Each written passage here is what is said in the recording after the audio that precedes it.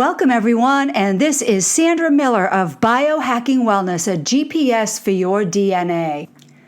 Today's guest is Myrrh Marmion of Creative Divine Studios in North Carolina. Myrrh is a vibrational alchemist who works with sacred sound vibration to help individuals connect to a deep awareness of well-being in body, mind, and spirit. In 2001, Myrrh experienced energy as a source of deep inner transformation when she had her own first Reiki attunement. Now, she's a classically trained musician and vocalist, and she first experienced sacred sound at a conference in 2003. It was a profound experience, and she left her body and actually experienced firsthand the resonance of the universe as the creative force that animates everything in sound, form, color, and vibration.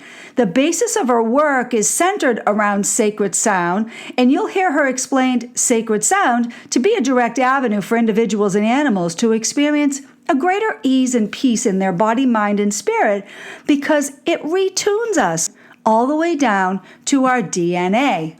So relax, take a deep breath, tune in, and let's talk to Myrrh. Hey, this is Sandra Miller of Biohacking Wellness, and I'm really happy to share some really incredible stuff with you today. And as you know, my entire website used to be devoted to biochemistry.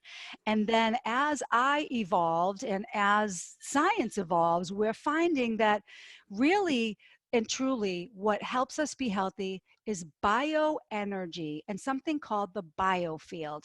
So today I have a very special guest, and her name is Myrrh Marmion from Creative Divine Studios.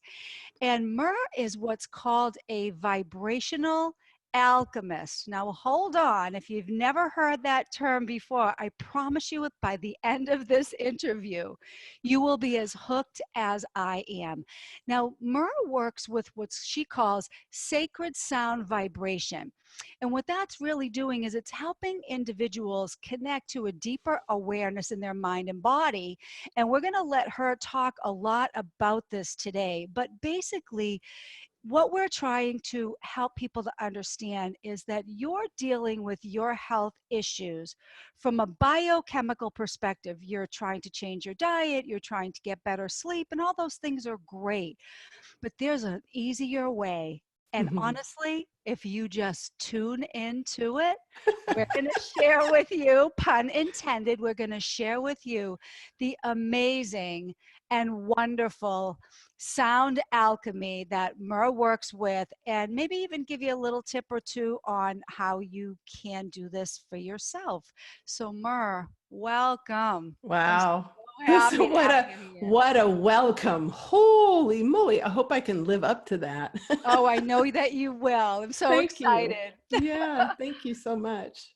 So I'm glad you came on today. And I think that we might want to frame this conversation, Myrrh, with what is the biofield and what are we going to be talking about and what are you helping to manipulate with your sound therapy? So Cool. Give us a little information on that background. Well, the biofield is also known as the energy field.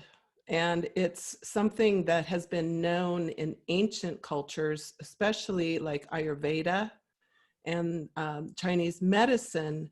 It is the 7 layers, actually, it's probably more, that's around our body. And each layer represents a specific part of our self. And within this biofield are the 7 chakras, and also chakras that go above and below us, like the Earth Star and the Soul Star. And the biofield is the more scientific term for the energy field, but it's one and the same.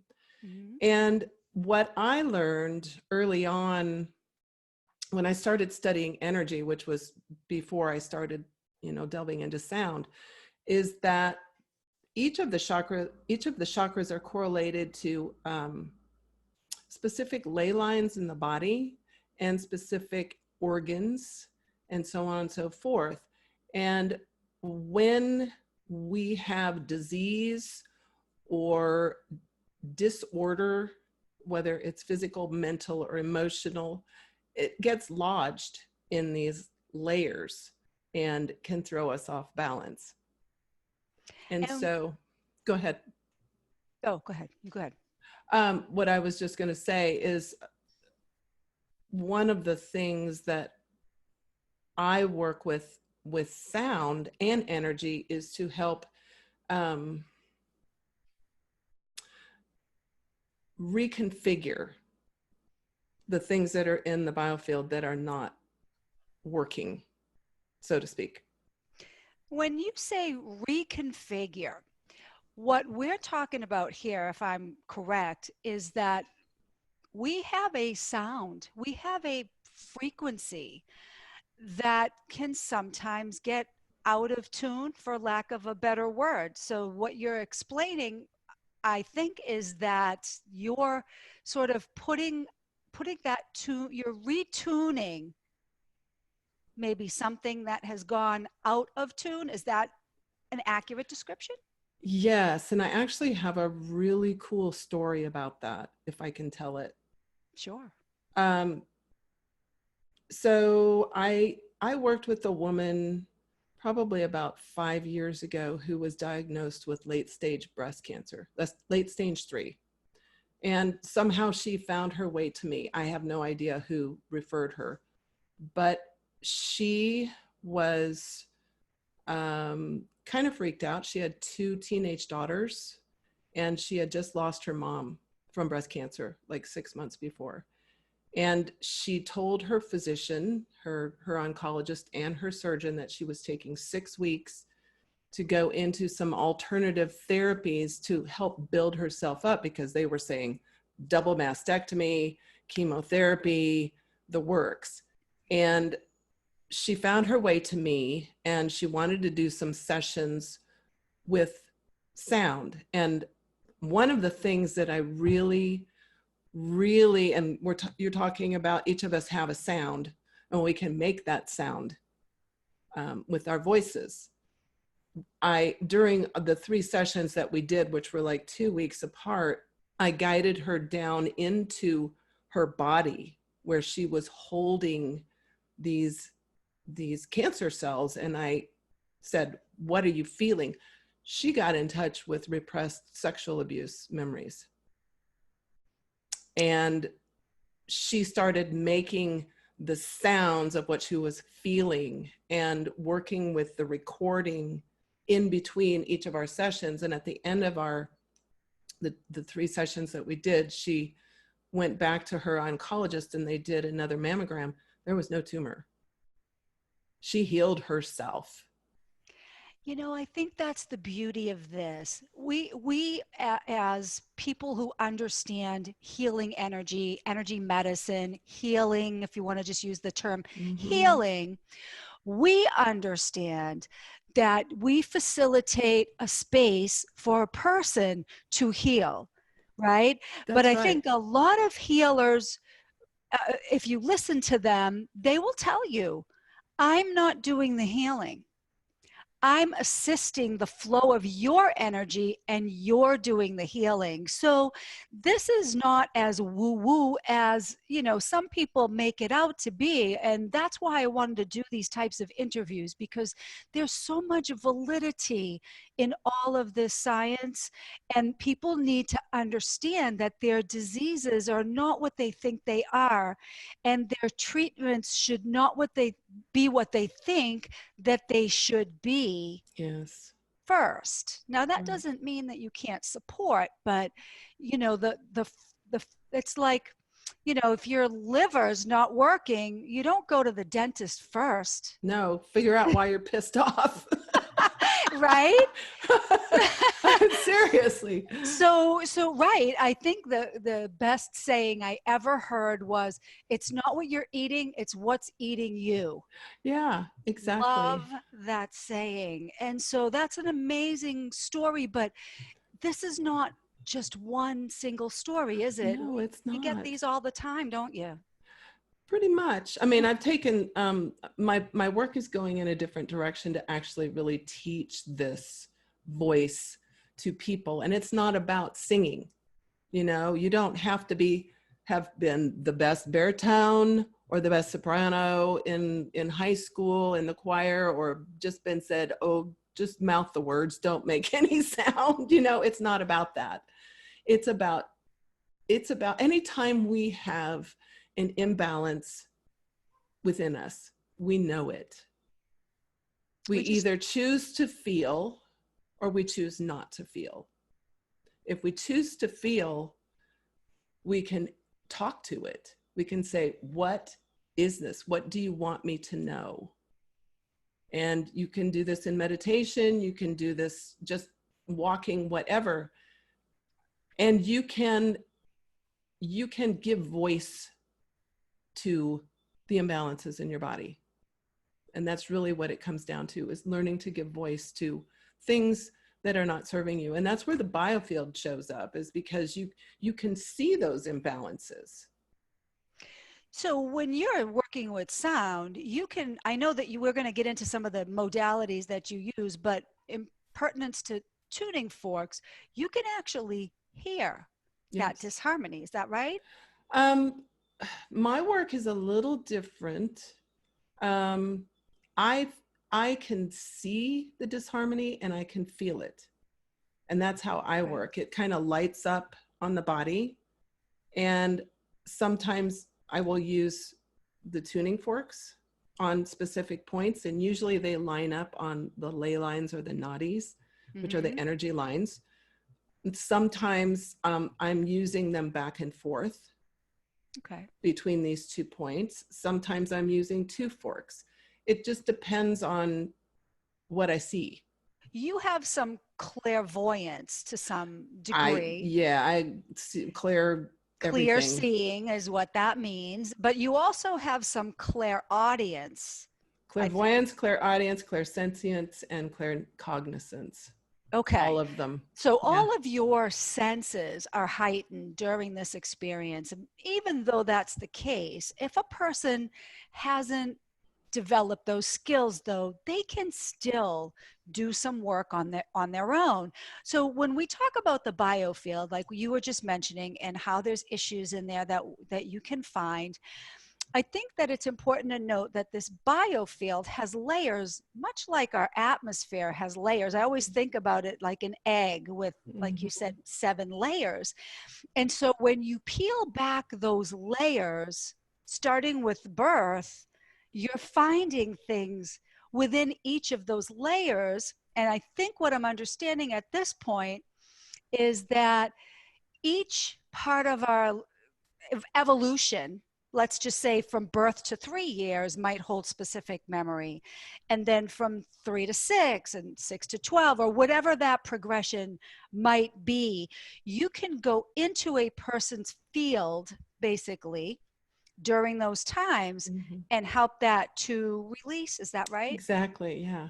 I actually empower the person to do the work with me. Okay. And the reason I do that is because it's becoming very clear to me that people really need to be empowered to take responsibility for their work. I agree. Yeah. Yeah. Because we can go to a practitioner for a year, but if we're not doing the self work, it may not be as effective, or it may not be effective at all. Okay. Does that make sense? It does. It absolutely does, because as a health coach for, I don't know, 30 years, you know, everyone wants to come to you and say, what can you do to fix me? Right. I can give you all the information in the world. Stop eating Oreos. Yeah.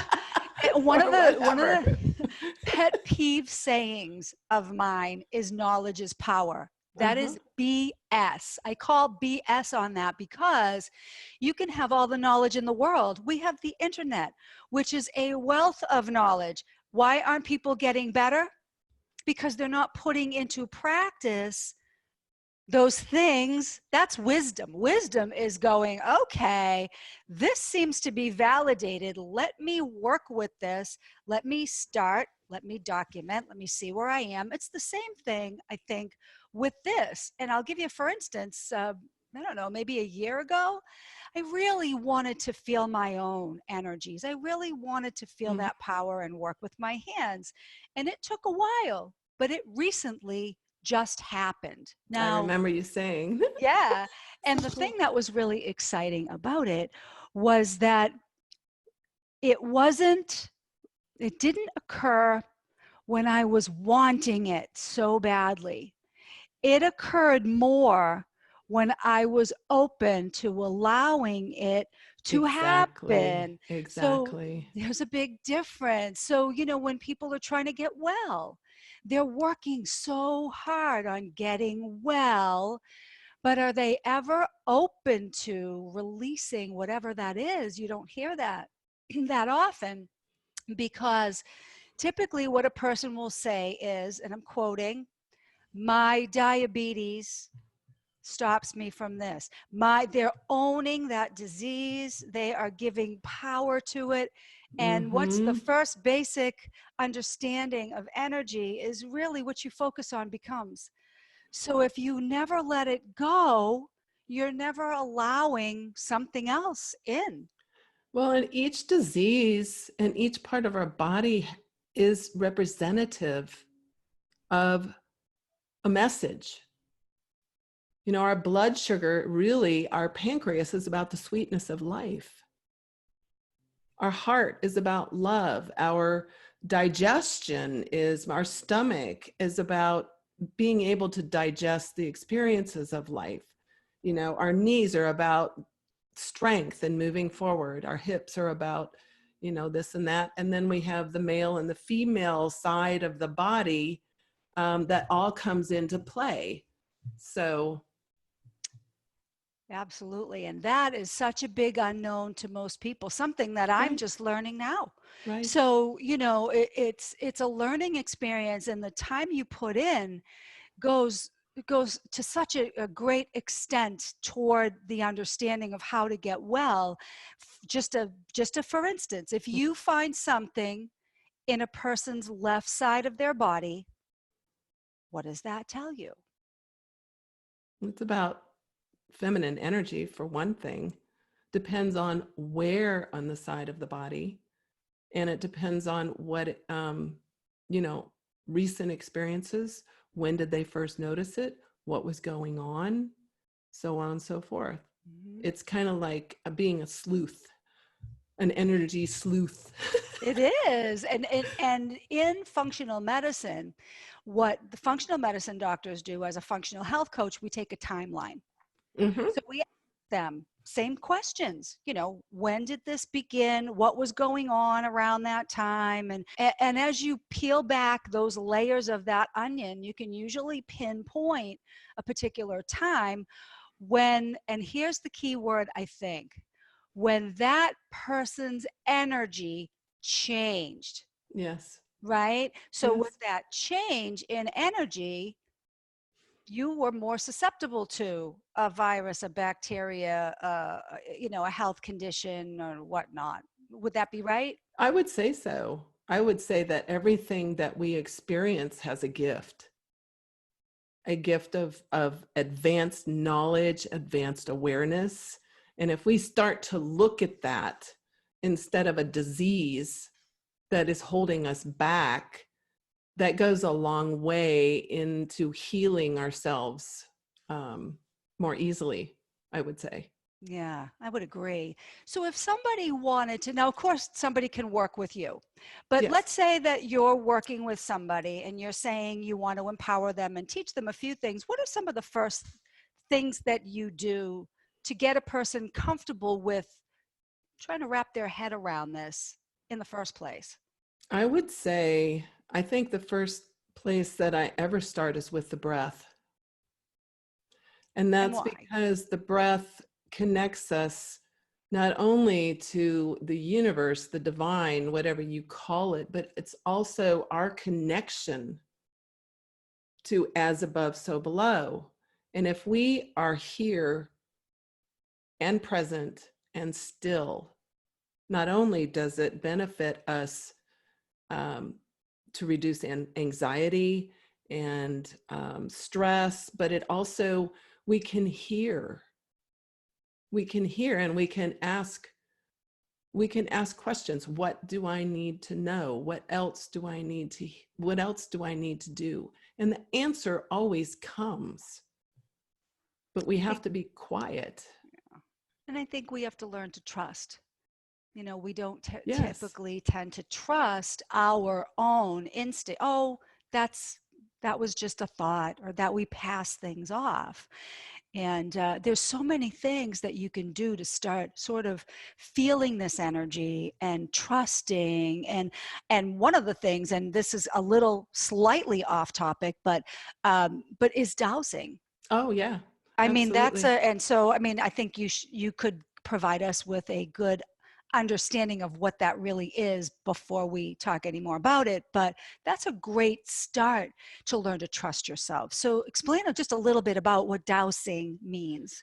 Well, I don't do dowsing myself, but you use two rods to a specific, like see the flow of energy and whether one side is blocked or not. And really what I do more, if I can share that, is muscle testing.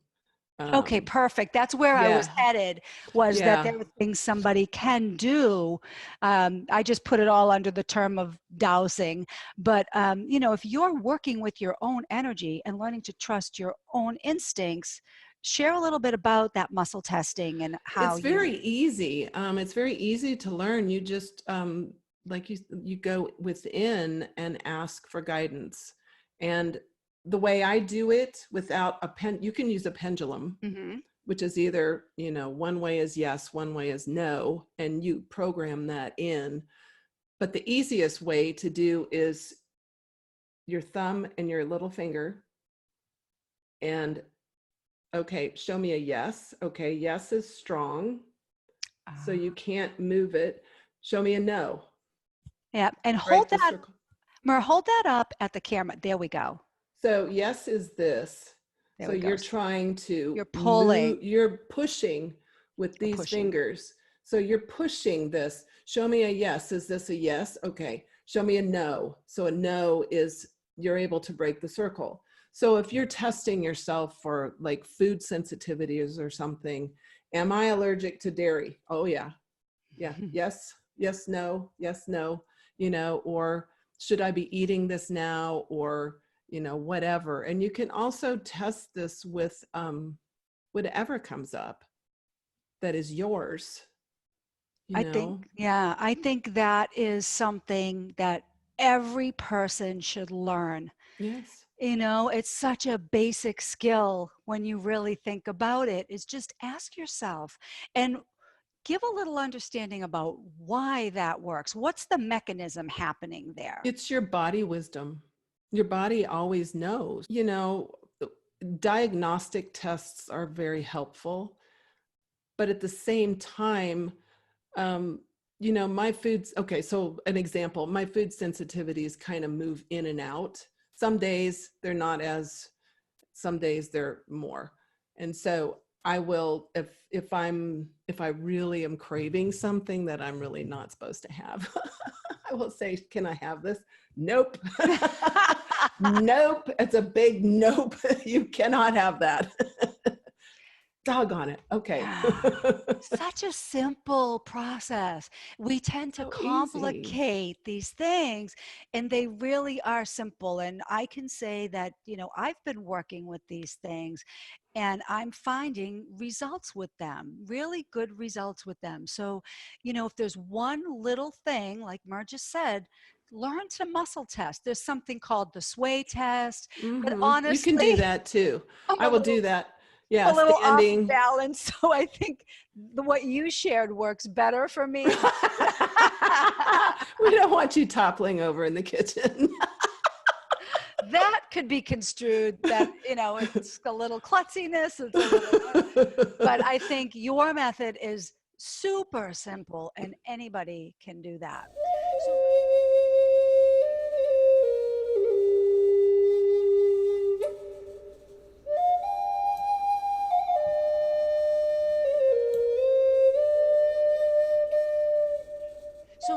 into sound a little bit. Oh, What yeah. types of and I am just so excited about the whole sound thing, as you and I have been speaking about. The Native American flute just speaks to my soul. Oh. I just love that sound. I mean, even when I just say the word, my Mm-hmm. shoulders relax. I feel so great. But drumming, all of those things have such a powerful impact They do. on us. So talk a little bit about some of the sound therapies that you're using.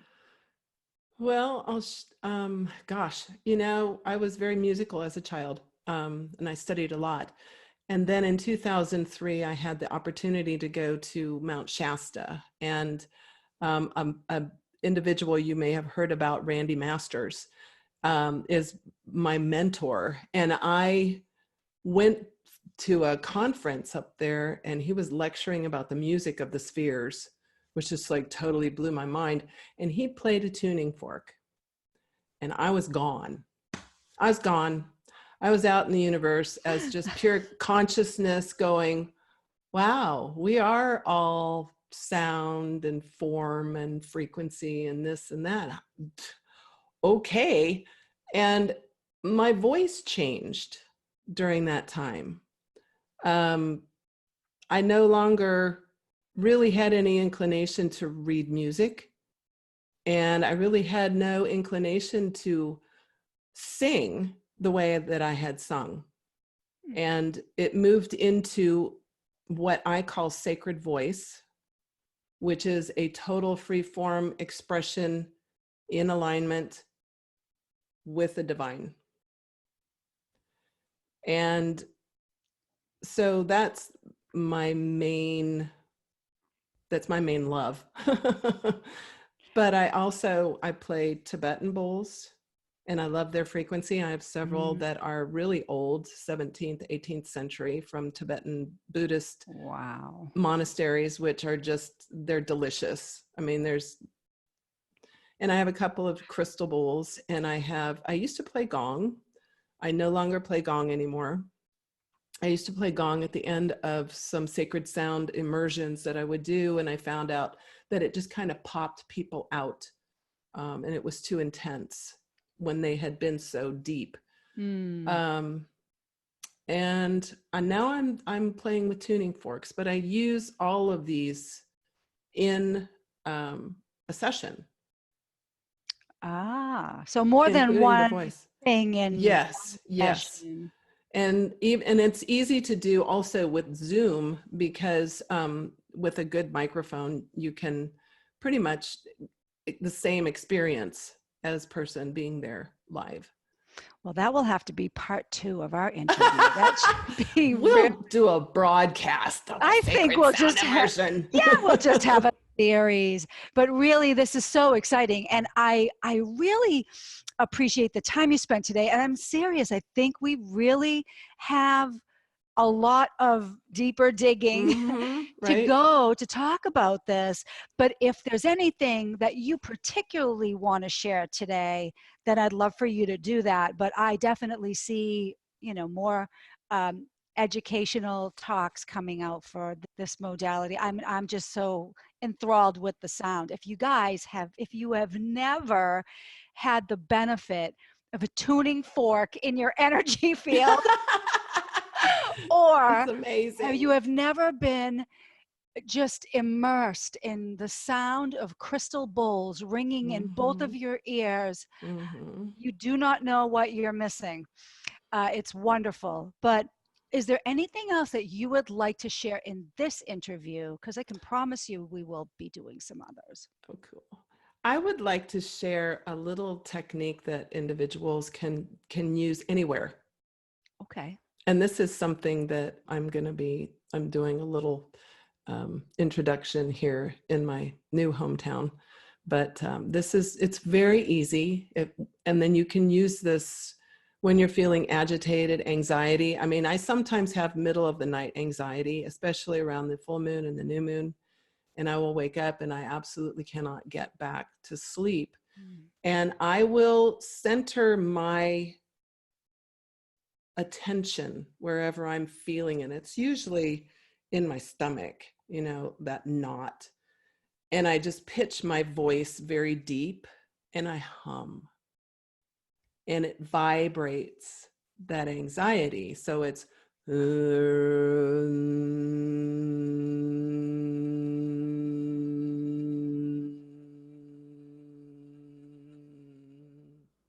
you just keep it up and keep it up. And you can also do this silently. I wondered if you could do it silently, because sometimes I'm in a position where I can't be doing it audibly, but I still do it silently. So it's good to know that it's Yeah, still I like to working. use it in like a grocery stores when people are getting pissy in the line. Kind of Because you throw have a little, one more item than they do, and you're or just people are waiting and somebody's taking a long time. I'll just throw a little sound up there. And I used to use it on buses, and that was cool because there were the bus that I rode in Boulder when I lived there, there were a lot of homeless people that would get on, and the other people would be kind of like, and I would just start sending out these vibes of love and good energy. And pretty soon people are like, yeah, man. Yeah, man. It was really cool. So you there's can, no end to what we can do. yeah, you can affect somebody with your energy. Yeah, Absolutely. So you just mentioned you've got some things coming up, and you just I moved do. into a new place, and I know you're like upside down with work and everything, but it's going to be wonderful when it's done. Share a little Yes. bit about where you're located and what types of things you might be doing in your area. I'm outside of Asheville, North Carolina. I'm in a little town south of that, but I'm going to be probably all over that area. I am going to be doing 2 free introductory experiences for people where I'm going to be sharing some basic sound and energy work that people can learn easily and use easily. And that will be, that will kick off like a 7-module series of Okay. specific things that I'm going to lead people through, like sacred voice and Tibetan bowls and tuning forks and solfeggio scale and all sorts of cool stuff. And that's only going to be in person right now, but I will be doing it by Zoom after the first of the year. Super. I definitely want links to all of that stuff for the website. And, my website just relaunched, and my focus is now really and truly it's energy medicine, because Yeah. that is just the most powerful stuff. So we are going to put links to your website, to your Facebook pages. We are going to connect you. But if there Oh, was one wonderful. place, maybe Facebook, you can give, but, there'll be a slide at the end of this recording with all of your stuff. But where can people find you on Facebook if they have questions about what we talked about today? You can find me at just Creative Divine, all one word, Okay. and it'll come up. Yep. Super, Or super. you can type in Myrrh, Myrrh, and that's my personal page. And I Awesome. usually, flip-flop back and forth between the two. So Excellent. So we've been speaking with Myrrh Marmion of Creative Divine. And like I mentioned, she is a vibrational alchemist and works with sound therapy. She's a Reiki master. She does all kinds of great stuff. So I'm learning from her. So if you want to really learn how to work with what you've been given already, contact Myrrh, stay in touch with me, and we'll see you on the other side. Literally. thank you so much. Thank you so much. We Oh my will gosh, talk this has been again great. soon. Yeah. All right. All right, Myrrh. Thank you.